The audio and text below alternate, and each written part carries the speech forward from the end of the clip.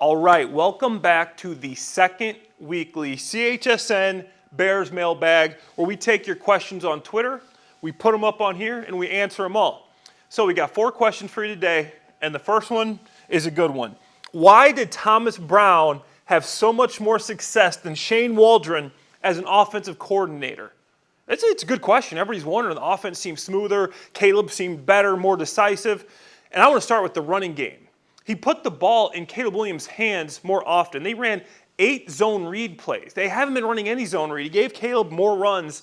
And then also to go on top of that, he dialed in to the outside zone. That McVay, that Shanahan outside zone scheme, the Bears, between the tackles, had 8 carries for 16 yards. Outside the tackles, they had 14 carries for 114 yards. The Bears did what they do well, and that is run outside zone. You saw some pin and pull. You saw Braxton Jones really good outside. You saw Coleman Shelton have a good game as well. So they did some good things there. And then next up is third down.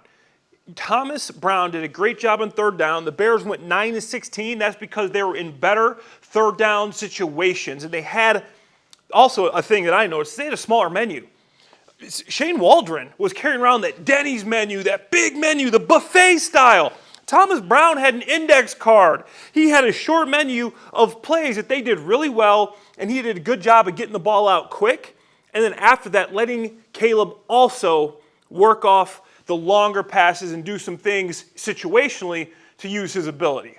All right, and here we go. We got the second question on our CHSN Bears Mailbag, and this is coming from Adamo Bar 1776, that's Independence Day, history guy. I like that. But the question is, what is the ideal time to release the ball that you'd like to see with Caleb Williams?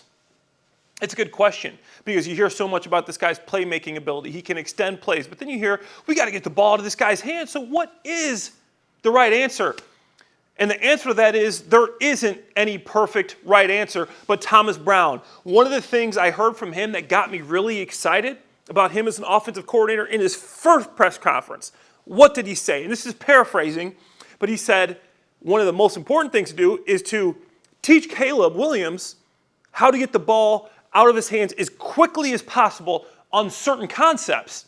And then, when it's relevant, on third down, in the red zone, or 2-minute situations like we saw last week, to use his God-given ability and extend plays. And to me, that is the absolutely perfect answer.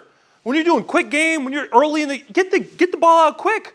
When it's 3rd and 10, when it's red zone and you've got some tight windows, why did we draft this guy? Because he could extend plays and he's got that Patrick Mahomes in his blood.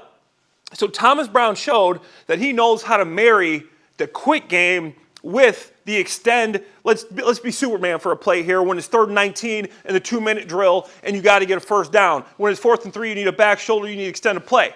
So Thomas Brown feels to me like he really has a good bead on how to do this. And to me, it's the perfect answer.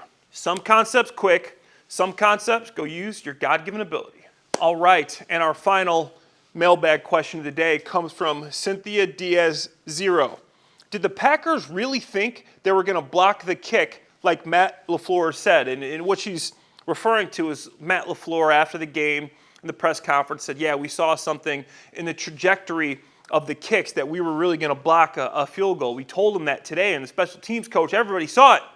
And I want to say this is, special teams coaches say the same thing every week. I've been in a lot of NFL locker rooms. I've been on a lot of special teams, whether you're on the punt block team, the kick team, the PA team. We're going to get one this week. The coach comes in, we're going to get one this week. Oh, yeah, this is the week. We found something. Sometimes you get one, sometimes you don't. Every week you say the same thing. It wasn't that they knew they were going to get one. See, you forget that Santos hit a 53-yarder early in the game. I know it was a little bit low, and obviously you don't rush full bore every time. But no, I don't think he knew they were going to get a kick. But I think something that is more pressing and that needs to be talked about a little more, but even more than the fact that Eberflus, should he got more yards or should he have just kicked the field goal? I think personally, yeah, run the ball again, get a couple more yards. Maybe it's a 44-yard field goal. Maybe it goes in, maybe it doesn't. But move the ball to the hash that your kicker wants it. And Santos came out today and said he wanted the ball. He would prefer the ball on the right hash. That's something easy. You run a zone, just an inside, outside zone right, downhill, nice and easy zone. You can run a power. Get the ball to the right hash, something simple. If he wants on the right hash, it's going to help his trajectory. It's going to help he's more comfortable there.